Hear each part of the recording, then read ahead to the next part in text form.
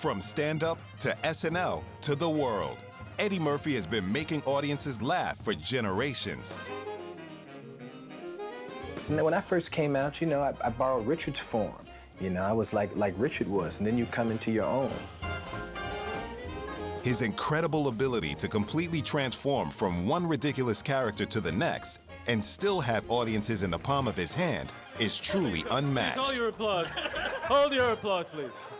His movies have become more and more popular and more important than even when they were back then because you can't take your eyes off of him. What he's doing is so crazy. Gumby, Axel Foley, The Nutty Professor, Dr. Dolittle, Donkey. The list of his iconic roles just go on and on. And show business used to be my life, you know, and I used to be in danger of any of the temptations that show business have to offer you, you know. But I fell in love with a good woman, and I got a great home life and great kids, you know. If I find a dramatic part that makes sense for me to do, and I think I'll have fun doing it, and I learn something from the director and the other actors that I'm with, I'd do a dramatic part in a second.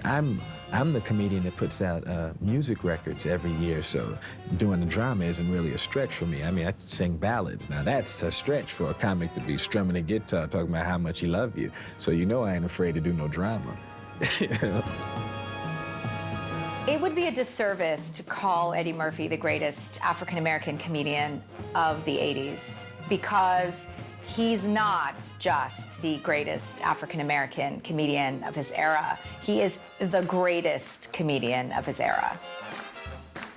Join us as we explore his fascinating life and career. One of a kind, the funniest man ever put to film, the true original, Eddie Murphy.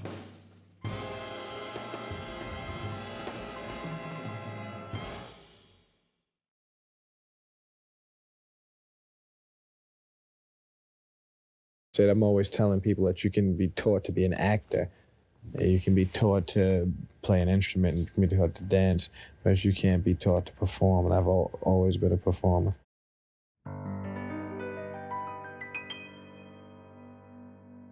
You're very exceptionary. No dictionary can define what's genuinely indescribable.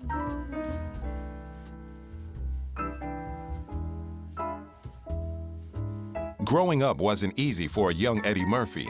Born in Brooklyn, New York on April 3, 1961, his mother Lillian was a telephone operator and his father Charles was a transit police officer and amateur actor. His older brother Charlie was 2 years his senior. When Eddie was just 3 years old, his parents separated, and tragically, 5 years later, Eddie's father Charles was killed in a stabbing. This trauma left a single Lillian to carry the weight of the Murphy family, but she soon became seriously ill, too ill to work and care for the two young boys, and so Eddie and Charlie were sent to live in foster care for a year. During this year in foster care, Eddie became obsessed with television, watching cartoons such as Looney Tunes and shows like I Love Lucy. He began imitating the characters he'd seen on the screen, and his brother took note of how accurate and hilarious those impressions were.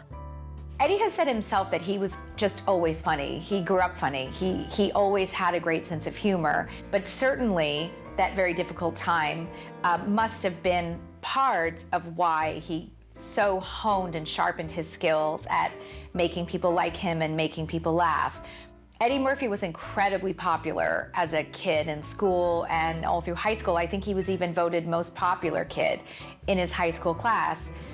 He always had a gift. He is a natural comedian. You know, you read about other comics who are these kind of tortured geniuses, or they really study comedy. They are almost scientific in their approach. But Eddie Murphy makes it look easy because for him, it really was natural. After his time in foster care, he and his brother were raised in Roosevelt, New York, by his mother and stepfather Vernon Lynch, a foreman at an ice cream plant.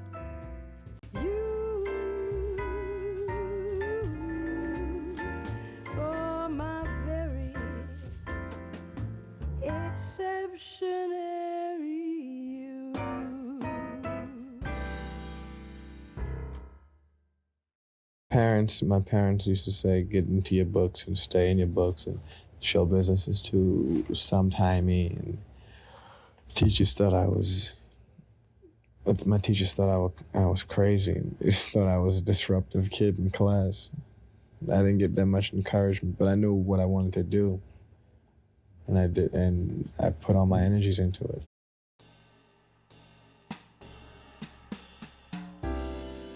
On July 9th, 1976, the date with which Murphy marks the beginning of his career, he performed in a talent show at the Roosevelt Youth Center, doing an impression of singer Al Green as Green's song Let's Stay Together played. This led to work at other clubs within walking distance, and then late-night jobs at locations that required him to commute by train. To do this, he secretly skipped school, and after his mother discovered this at the end of his senior year, he was required to attend summer school. No, I was a very mediocre student. It was because I wasn't there half the time, because I started performing when I was 15 years old, and I'd be in nightclubs and bars till like 2, 3 o'clock in the morning. When it was time to go to class, Murph was asleep. Murphy's early comedy was characterized by copious profanity and sketches imitating a diverse group of people. Eddie had the observational sharpness of Richard Pryor, but he also had the kind of mainstream appeal of a Bill Cosby or a Jerry Seinfeld. Eddie had it all. He was as gifted as Steve Martin, say, in his impressions, but he was also able to do kind of mainstream humor in a way that you kind of felt like you knew him. Eddie has said himself that the way that he would get his material was just hanging out with people, and he would say something really funny, and they would laugh, and he would think, okay, I can put that in my show, and he would go and write it down. His comedy was born of just his own natural insights and response to things. What's interesting also about Murphy is that virtually every comic says that he or she was influenced by Eddie Murphy in a significant way. I can't tell you how many legendary comics like Chris Rock or Tracy Morgan have said that Eddie Murphy is their absolute hero. I was into, suits, and I did have, my ascot was a ghetto ascot, though it wasn't a real one. It was like a pocket handkerchief, and you have like a necklace, and you would tuck it under and fluff it. It wasn't a real, Come on, this was the inner city.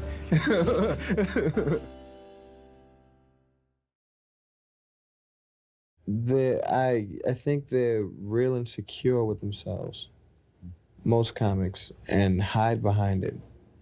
And they're so serious because they're insecure. Like, I'm a very materialistic person. Like, I like to buy cars and clothes and jewelry, and I think that's a sign of insecurity. And I'm serious because I'm so insecure, and I hide behind my comedy.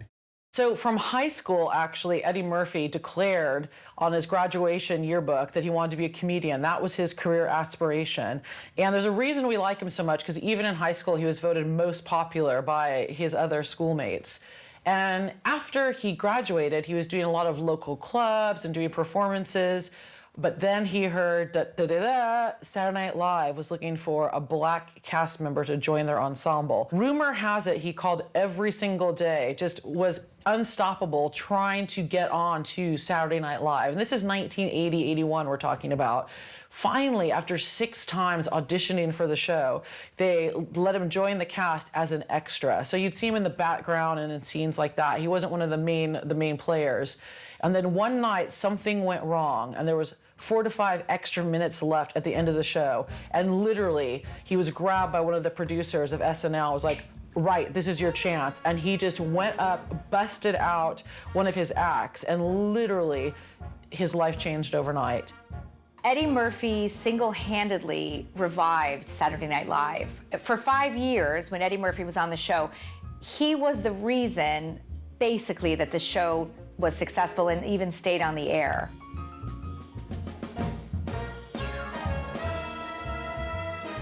There's a great story that Joe Piscopo tells. He was the guy on Saturday Night Live that mostly was paired with Eddie. On the very first Weekend Update, they ever did together when Eddie was like 19 years old and was becoming a fast rising star on Saturday Night Live. Just before they went on to air, Eddie whispered under his breath, "If the kids at Roosevelt High School could see me now."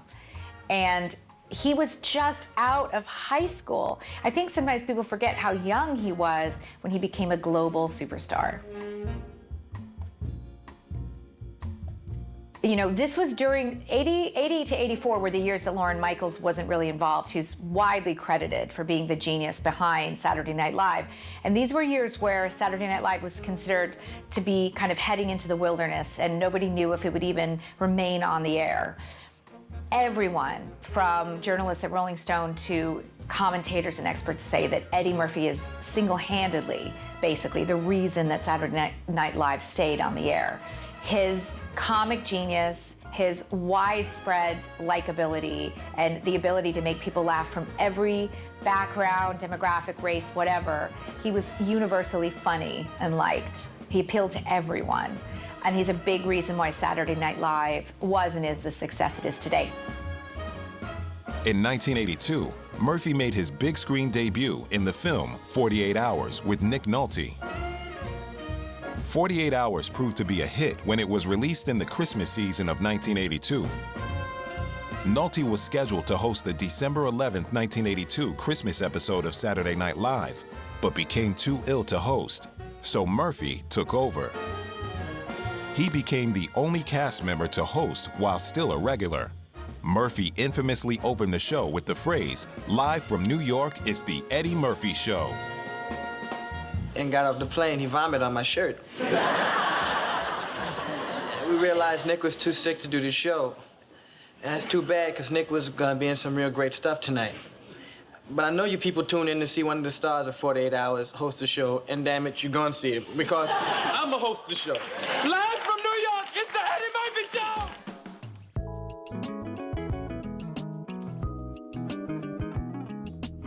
In the mid-'80s, Eddie Murphy was transitioning from a comedian on a TV show to a global box office superstar. We saw this with Beverly Hills Cop, and of course with Coming to America. These movies grossed incredible amounts of money, and his enormous salaries were getting bigger and bigger, and were certainly justified for his ability to appeal to every color and creed and age. He was universally funny. I think, you know, a lot of people have said that the reason Eddie Murphy was and is so successful, he's talented, he's innately talented, but he also is able to appeal to everyone. There's a universality of him that you see with like Jerry Seinfeld, who most people just find funny. Eddie has a great way of observing things and being really sharp about basic things, like his mom making him a hamburger when he was a kid. But he does it in such a way that just everyone resonates with and everyone laughs. Murphy's versatility in the 80s even stretched to the musical arena, where if you go on YouTube, you can see the amazing video for My Girl Wants to.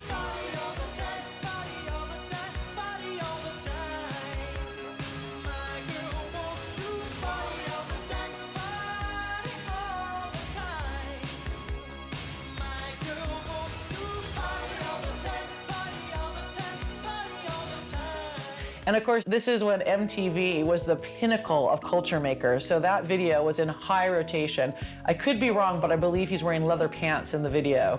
So again, Murphy was omnipresent everywhere and seemed unstoppable. Like now, it's like look at the movie and Saturday Night Live, and people going, "Oh, it's so great," and Paramount saying, "Here's some more money for you," and people saying, "You want to do something for us? We have money," and everybody's going crazy, and it's real scary because it does literally happen overnight. 2.5 years ago, I was in a basketball court in Roosevelt and was playing with my buddies and doing stand-up comedy and making $150 a week and content and happy, and I was 19 years old. I was happy. And now, don't get me wrong, I want everything that's happening to me to happen, but it's sometimes that you have to sit back and catch up with everything that's going on around you, and it's real scary.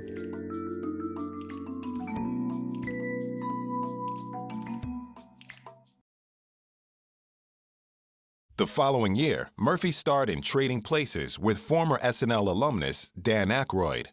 The movie marked the first of Murphy's collaborations with director John Landis. Trading Places was an even greater box office success than 48 Hours. I can see myself growing as an actor, but it's not something that I look at and say, like, oh, yes, I see with that line, the delivery was better. It's not like that, but there's a growth there.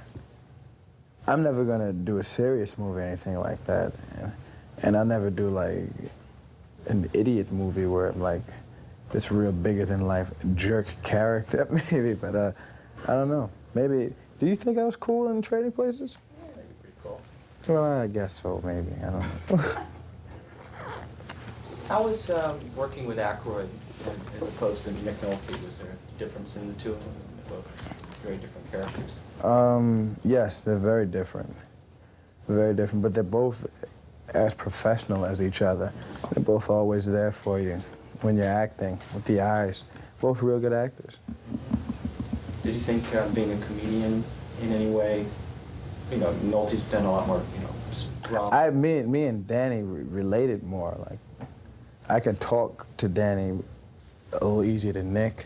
Because me and Nick were like, I mean, we're friends on it, but we're like cut from two exact different stones. He's like this old cowboy, big, burly blonde, and I'm this, it's just like 48 Hours for real. That's what it's like, and the characters are really like that, yeah. So in the mid-1980s, just Eddie Murphy was everywhere, but it was really interesting because he wasn't overexposed. He just was funny and edgy and cool. So he transcended race. And you have to remember, at this time period, there weren't that many black faces in the early 80s. There was not that many black faces on television, and there definitely were not very many black faces on the silver screen. So the fact that he was playing opposite people like Dan Aykroyd, who was a massive comic giant at the time and a household name, it positioned him to be on the same footing, not just money-wise, but icon-wise as well. In 1984, Murphy starred in the successful action comedy film Beverly Hills Cop. The film was Murphy's first solo leading role. Beverly Hills Cop grossed over $230 million at the U.S. box office, becoming the highest-grossing film released that year, the highest-grossing comedy of all time, and the highest-grossing R-rated film of all time, and as of May 2018, it was 46th in the list of all-time U.S. box office grossers after adjusting for inflation. He was in Beverly Hills Cop, which was a huge film. That's like one of those films everybody saw and everybody remembers seeing in the theaters at that time period. Like, if you'd go to school and you hadn't seen Beverly Hills Cop, you were just a total loser. Like, I actually didn't see it because I was too young and my parents thought it was inappropriate for me to see. So as an adult, I saw it and I felt it was vindication at last because I was able to watch it. Eddie Murphy is a Detroit cop on vacation in Beverly Hills. I just got off the phone with an Inspector Todd in Detroit. He says if you're out here investigating the Tandino murder, you needn't bother coming back. I don't want to take it anymore. For a man who claims to be on vacation, you look a lot like you're on a stakeout. Stakeout? No. I'm picnicking. This is like a picnic area. Eddie Murphy! Eddie, baby! How you doing? I'm doing really good. It's a pleasure to meet you. Yeah. Eddie tonight has a black brocaded jacket and a diamond necklace that says E.M. Can you get in close on that necklace? Me and Eddie up in the tree. Thanks a million for coming. Thanks for having me. I'm looking forward to the movie. So in 1982, Murphy received a Grammy nomination for a live album that he did, which was all fresh stand-up material. So this is building on the momentum he already has from SNL. The album went on to eventually go gold, which is unheard of for a live album and impossible for a comedy album. So by the time a couple years go by, 1984 rolls around, he is too big for SNL. He can command a lot more money and he knows it. So he actually goes on to be in the comedy film Trading Places with Dan Aykroyd and the thriller 48 Hours. Now, he was being paid so much for these movies at the time that he was second only behind Clint Eastwood in highest grossing actor in 1984. And the success of Trading Places and 48 Hours gave him a lot of confidence to feel like he could command more money. 48 Hours, for example, grossed over $5 million in the first week alone, which is a huge take at the time. In 1984, Murphy was really too big to stay on Saturday Night Live. He had become a box office sensation. With 48 Hours, he had launched himself into superstardom. He was really too big to be a part of a team on a show. And so I think, he and the producers kind of mutually understood, number one, they could no longer afford him, but also he was destined for bigger things. He was on the show from 1980 to 1984-85, and to this day, he's still rated as one of the top 2, second only to John Belushi, people to ever be cast on the show. Now, this could be because obviously he's hilarious, but he also came up with some of the characters that are still iconic on the show. He did an adult version of Buckwheat from The Little Rascals. He did Mr. Robinson's Neighborhood, which was a take on Mr. Rogers' Neighborhood, except Mr. Robinson lived in a more urban area. And he also was a very disgruntled Gumby, the cartoon claymation character. 2 years later, in 1986, Murphy starred in the supernatural comedy The Golden Child. Although The Golden Child performed well at the box office, the movie was not as well received as 48 Hours, Trading Places, and Beverly Hills Cop. The Golden Child was considered a change of pace for Murphy because of the supernatural setting, as opposed to the more street-smart settings of Murphy's previous efforts. Not long afterwards, Murphy reprised his role of Axel Foley in the Tony Scott-directed Beverly Hills Cop 2. It was a box office success, grossing almost $300 million worldwide. Well, television basically is, sitting in your living room watching somebody else in their living room, and it started getting a little boring to me, so I wanted to do some things on TV, and it would hurt me in features to go back on television, so we wanted to do a different type of television show. That's where the show What's Alan Watching came about, and we just want to do some different things. Arsenio, come up here. Yeah, come up. No, I didn't know what he was going to ask me, and I've never held back in an interview. See, the difference is I knew what to ask him that a lot of people don't. I knew that Eddie had told me once the only night he ever got in the bed and didn't get on his knees and pray first was the night he was with this woman. And that's something that Sajak might not know.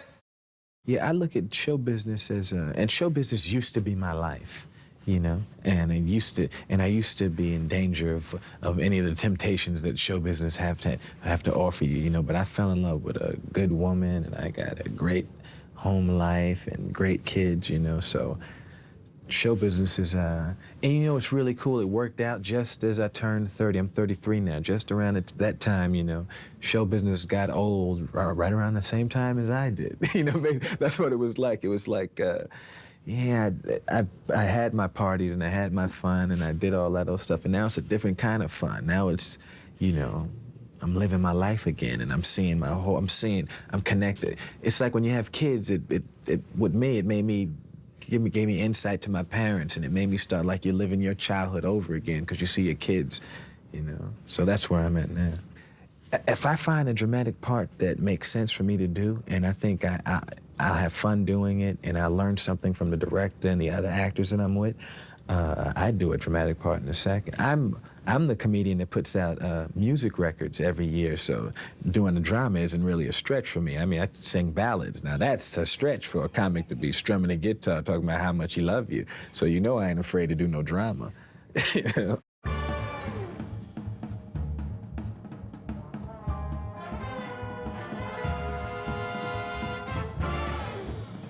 In 1996, Eddie Murphy starred in what he considers to be his finest and favorite work, The Nutty Professor. Eddie Murphy has said he doesn't want to pick a favorite film, but if he had to pick one film that kind of summarizes who he is, it's The Nutty Professor. I think he's said that he's most proud of what he accomplished in that movie with so many characters, so much time in the makeup chair, but being able to kind of transform himself into men and women and all kinds of different characters. He feels that that was kind of the pinnacle of what he's able to do. And of course, the Nutty Professor won all kinds of awards and acclaim. But I think if you had to pick a film that really summarizes what Eddie Murphy does best, in Eddie Murphy's opinion, and I think for many others, it would be the Nutty Professor. Listen, when I first came out, you know, I borrowed Richard's form. You know, I was like Richard was, and then you come into your own. You know, if you're really serious about it, if you're really a student, you know, you take what you learn and you build something with it. You don't just take what you learn and like a parrot and just do the other person's stuff. Murphy portrays university professor Sherman Klump, a brainy and kind-hearted man who is morbidly obese. Klump develops a miraculous but experimental weight loss drug, and hoping to win the affection of the girl of his dreams, tests it upon himself, and let's just say things don't go exactly according to plan. Murphy plays a total of 7 characters in the film, including Sherman and most of Sherman's family, which put his ability for impressions and juggling diverse and eccentric characters to the test. Ain't nothing wrong with having relations. Don't be ashamed of that. Relations is beautiful. When I was young, I used to always have relations. Every night, if a nice gentleman bring me flowers and candy, take me to a movie, show me a lovely evening, then I would take him home and give him hot, lovely relations. Relations is a beautiful thing. It's nothing to be ashamed of, especially to young people. I think that's your whole head. You know, sometimes when I'm alone, I relate to myself. I can relate. Mama. By the end of the decade, Eddie Murphy was Hollywood's biggest box office star. But before long, that was all about to change. It's not like too fast, but it's like it's happening fast. And you have to sit back and watch. I'm a real level-headed guy. You ain't gonna like open up the paper and see Eddie Murphy mess himself up, anything like that. But it happens fast, and it's hard to deal with it. And you go through ego troubles. Like sometimes your ego gets because people are always going like this. You're great, Ed. You start saying, hey, I am great. And you start believing it, and your ego gets messed up, and then you're depressed over little things, and you have ups and downs. But it's hard to deal with. Yeah. Eddie Murphy has been asked more than once about his kind of slump in the 90s. What he says is that things are cyclical in every career. My career, like everyone else, had cycles. You know, everything is part of the journey. There's ups and downs. It's all part of the process. He doesn't like the term slump, which is what is often used to characterize Eddie's career in the 90s. The thing is, as high as he had risen in the 80s, it's inevitable. It was inevitable that he would come down a little bit in the 90s. Number one, because the 90s as a culture was markedly different to the feeling of the 80s. So the people that were going to be big in the 90s were almost definitely not going to be the people that were big in the 80s. So there was kind of a culture shift, a change from the 80s excess, from the loudness, from all the things that we characterize about the 80s.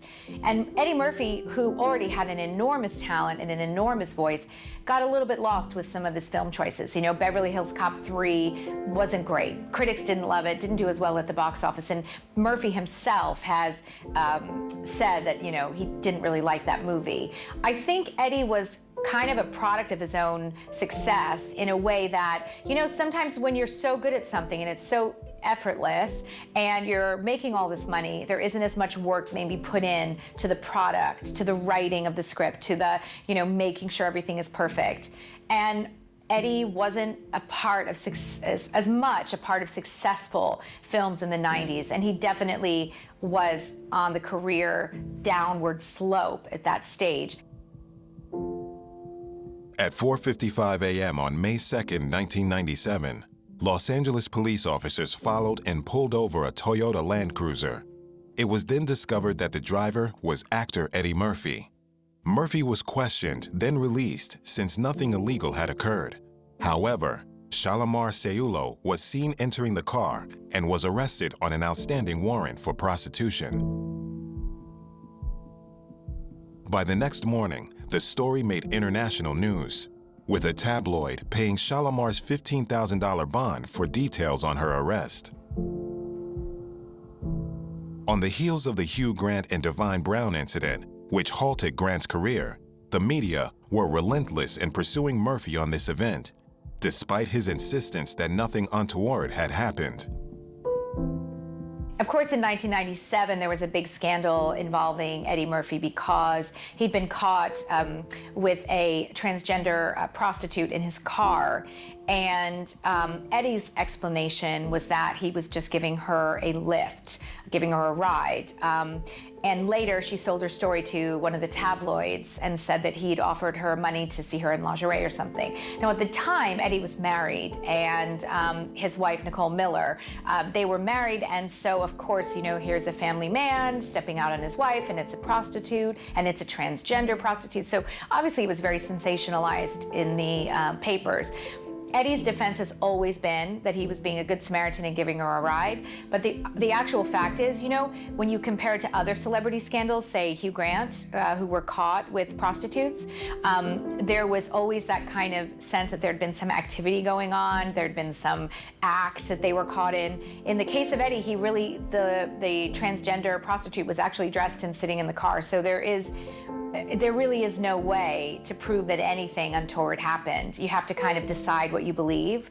But what all that to say is his image definitely took a hit when that story went public. A friend of mine is in college, and I'm sitting there, I'm going, God, I missed that experience. So I was in college for 2 weeks, and I had to leave to do the show. But I missed that. I feel like I missed something with living on campus and going to see the bands, and I feel like I missed something. I don't know. You can't have everything. Whether you like it or not, you've grown up. Yeah, they make you grow up fast.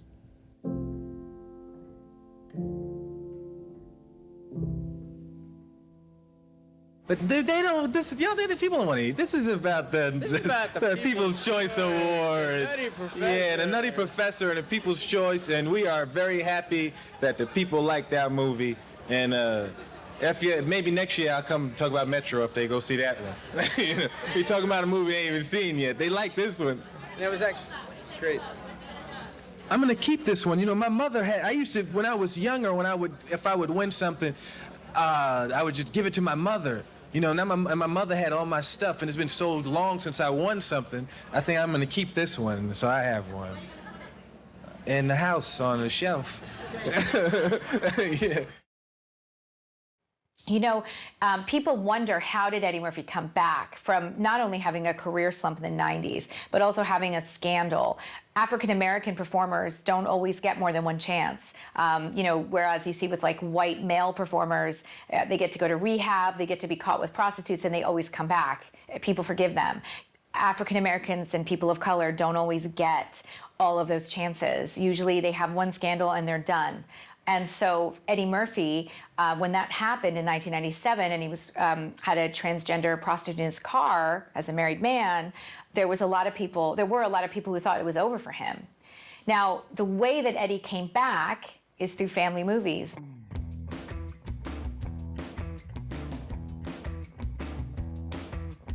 Eddie the Family Man, is this a new look? Are we going to see more of this? The new look?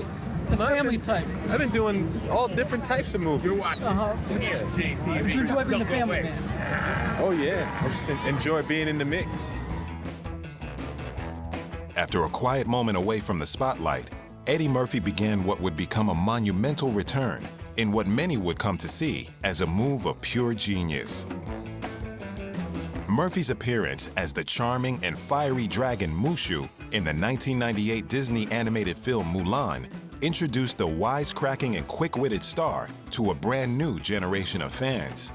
It would be this new generation of fans that would convince any skeptical parents that Eddie Murphy really was the hilarious superstar he had worked his whole life to become.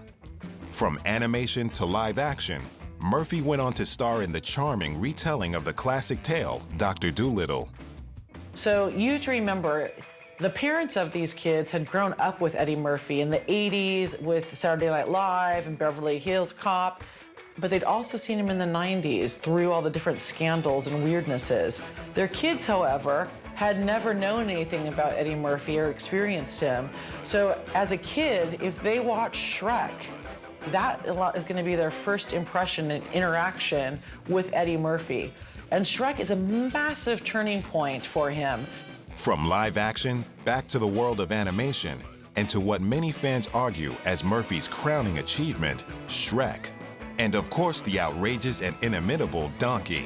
So Shrek was packed with A-listers back to front. It had Mike Myers, it had Cameron Diaz, and then it had kind of the wild card at the time, which was Eddie Murphy. And Eddie Murphy played, or his voice, I should say, played the sidekick Donkey, the wisecracking, truth-telling friend. And he really stole the show. I don't know if the character was originally supposed to do this, but every scene the Donkey is in really showcases Murphy's great ability to do voices and his comedic timing. So for a whole new generation of fans, they became obsessed with Murphy, just like their parents had before them. You know, the first Shrek movie, he made a fraction of what Mike Myers made. He was, you know, a couple million. But after the first Shrek came out and people saw how much he added to that movie, he almost kind of made the movie in many ways. In terms of the laughs he did, his salary went up to like 10 million by the time we got to Shrek 2 because his genius was on full display in Shrek. And I would defy anybody to watch the Shrek movies and not admire his incredible ability to make you laugh with just his voice. Shrek went on to spawn numerous sequels, theme park attractions, video games, spin-offs, even a Broadway musical. The franchise was an incredible international success, and it wouldn't have been possible without Murphy's Donkey. The comedian Kathy Griffin told a story that she'd gone to a photo call for Shrek. She had a small part in the fourth Shrek movie, and of course we know Eddie Murphy was the very famous Donkey. And there was a photo call for everybody who was a voice in the movie, and you know, at the very end, here comes the big star, you know, he sits down, and she said to him, "Hey, how you doing?" And he said, "You know, I live in my big house, but I have good days and bad days like everybody else. Sometimes I have trouble sleeping, I worry about things too. But you know, at the end of the day, I'm still fucking Eddie Murphy." And you know, I think Eddie gets that he is an enormous star. He says, without any attempt at kind of modesty, he says, "Look, I'm a funny guy. If you hang around with me, you're gonna laugh." And he's just speaking the truth. He's always owned his abilities and his gift. He never became a jerk like a lot of other celebrities who got so much fame and money at 19. Murphy entered a new golden age of movies, going on to star in Bowfinger, Doolittle 2, I Spy, Daddy Daycare, Disney's The Haunted Mansion, and more. I love this movie. It's really, really funny. Hello. How much do you like? Hello. Hello. How are you? I'm very well. How are you? I'm quite well. When are you going to play an English person then? We're working on something right now. Are you? Yes. Oh, tell us more. I don't want to let the cat out of the bag. How much do you, Eddie? It takes patience and a lot of luck. Thank you. Thank you, Eddie.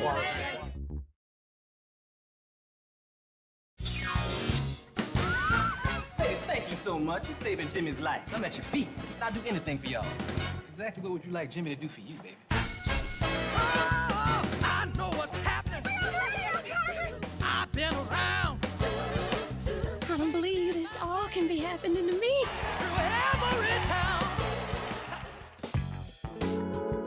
In 2006, he starred in the motion picture version of the Broadway musical Dreamgirls as soul singer James Thunder Early. Shrek allowed a total rebirth of Eddie Murphy, and he decided in 2005 to take a role in Dreamgirls. And this was his first massive part in a serious drama. And it was just absolutely life-changing for him, and also I think for how people saw him as well. Suddenly he could be serious. He did have more than just funny voices and comedic timing. And he was in this movie with some other massive names. Jennifer Hudson was in the film, Beyonce, and he got the best reviews of his career for the film. He actually was nominated for the Golden Globe, which he won, and the Screen Actors Guild Award. He lost that, but then he also was nominated for an Oscar. I was at the premiere of Dreamgirls at the Cannes Film Festival and was fortunate enough to interview Beyonce and the other cast members, and Eddie Murphy was there. And I remember being at Cannes and watching the film and just being completely blown away by the performances of the main leads, but in particular of Eddie Murphy. You know, we see him as a comedian, first and foremost, and then in films like Shrek or Dr. Dolittle, where he makes us laugh, but to see him with such a nuanced, mature, moving performance in the film of a guy who has an addiction and can't do anything right for the woman he loves, he loses her ultimately. But to watch him go through those emotions was incredible. You know, many believe that Eddie Murphy was robbed of an Oscar win. And in fact, during the Oscar ceremony, when Alan Arkin was announced as the winner shortly after Eddie Murphy left the auditorium, many believe in kind of a not-so-silent protest to the fact that he should have won. He knew he should have won. He deserved to win. And I think, looking back, you know, whereas Alan Arkin was probably being honored for a lifetime body of work, but in terms of the actual performance that deserved the win that year, most of us would agree it was, in fact, Eddie Murphy who deserved the Oscar win. The performance in Dreamgirls really resonated with him. He had just gone through a divorce with his own wife, and there were clearly emotions there, because when he was asked about how he was able to convey such sadness, he basically said in an interview, you know, he was really crying on the inside too. And he used that in the performance, which is riveting and incredible and timeless. What was it like working with Eddie? Is he as funny as he seems like he would be? He's very shy, but he's a genius at what he does. He really is. It was amazing to just watch him work. He's unbelievable. I took away things just watching him and Jamie work, you know. Yeah, I mean, it doesn't get any bigger or more multi-talented than Eddie and Jamie. No, it doesn't. It doesn't. That was a blessing to be able to work with, one, such great people, and then so talented. They're the best. I got a chance to sit back and learn from the best, which is Jamie Foxx and Eddie Murphy.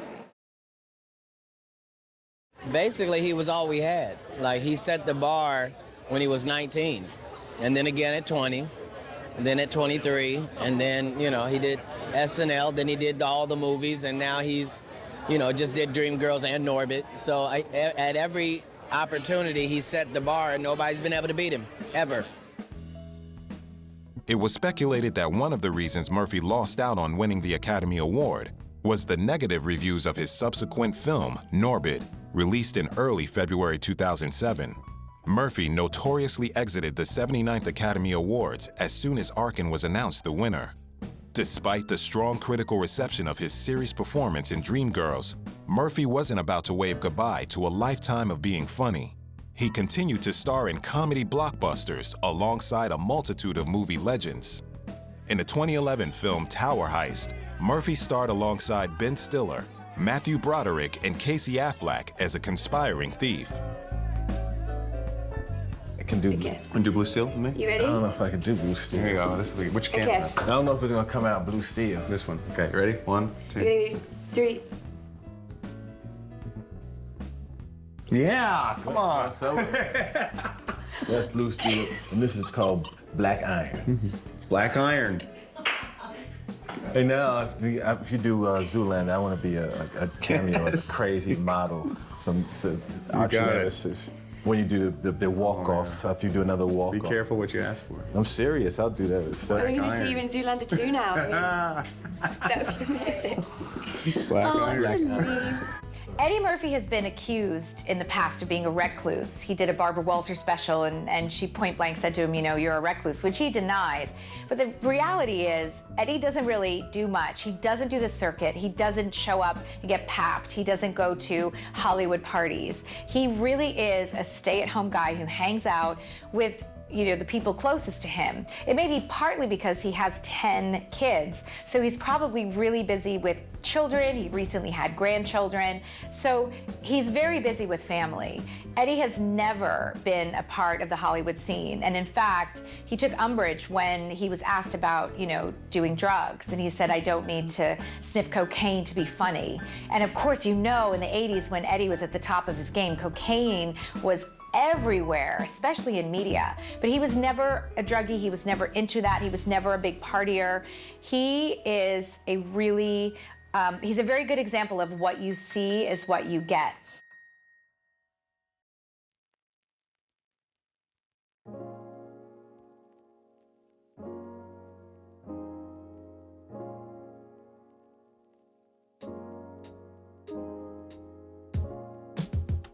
In February 2015, Murphy attended Saturday Night Live's 40th anniversary special, where Chris Rock introduced him in a special tribute dedicated to him.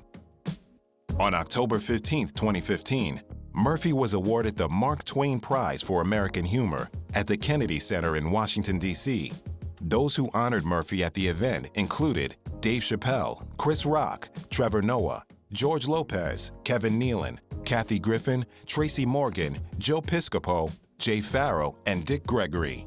When Eddie Murphy was honored with the Mark Twain Award in 2017, it's really incredible to see how many legendary comics got up and said that Eddie Murphy was their inspiration for everything.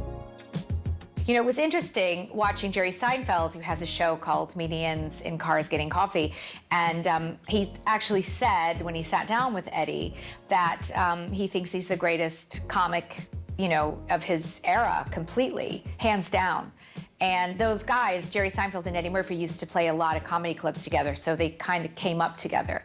But there's a real connection and a friendship there, and Jerry Seinfeld has tremendous respect, as do really all comedians, for what Eddie Murphy manages to make look so easy.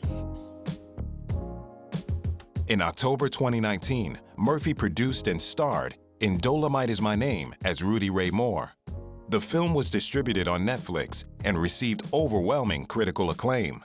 The film holds a 97% on Rotten Tomatoes, with the critics' consensus reading, Eddie Murphy makes Dolemite Is My Name just as bold, brash, and ultimately hard to resist as its subject. For his work, Murphy received a Golden Globe Award nomination for the film. The only reason to make the movie is if it's going to be Eddie. Yeah.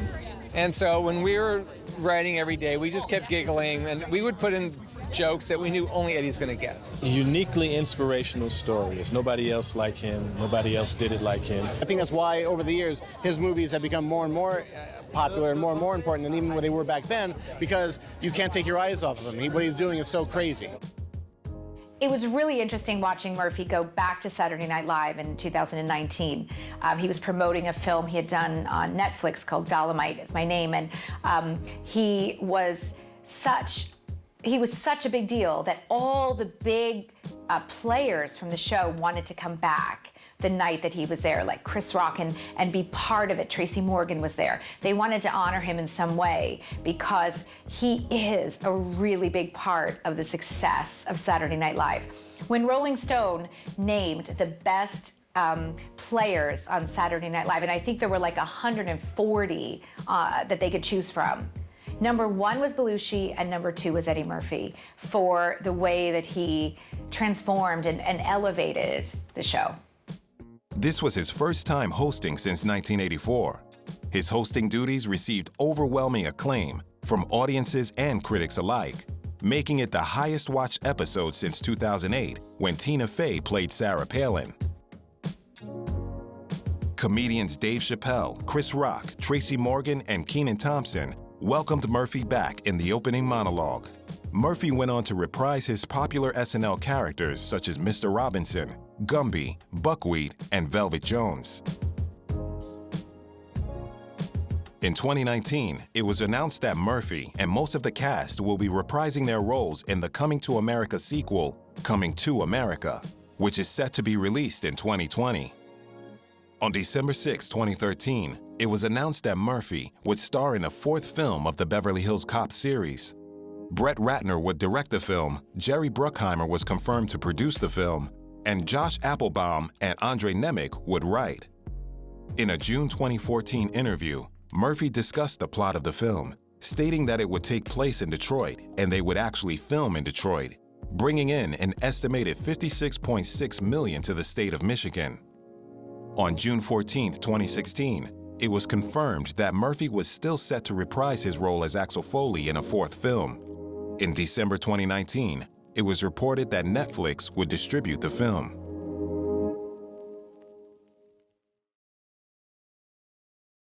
My favorite part of awards season? Well, we get to see Paige all dressed up all pretty. Usually in flip-flops around the house. Yeah. Sweatpants and flip-flops. Yeah. In May 2016, Murphy had a daughter by model Paige Butcher, whom he has been dating since 2012 after a long history of difficult and failed romances. They also had a son in November 2018. The child's middle name pays tribute to Murphy's late brother, Charlie, who died from leukemia in 2017. This son brings Murphy's family to the sum of 10 children, with his oldest son turning 31 in 2020.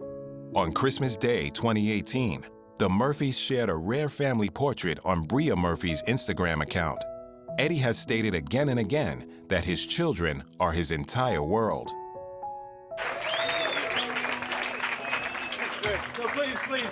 No, please hold your applause. Hold your applause, please. I learned to not do garbage movies. I wouldn't do a wild, zany, crazy, wacky, zany movie. That I wouldn't do that. Because like most of the guys from the old show are like ultra talented. Then we got John Landis, who's directing this next movie I did, said the thing about Belushi was that you never saw Belushi at his best, and the man was brilliant. And you were seeing him do things that it was like he'd do it like this, and you'd say, "Oh, it's brilliant." You never saw Belushi at his best, you know. It's like I want people to see me at my best. Very exceptionary. This temper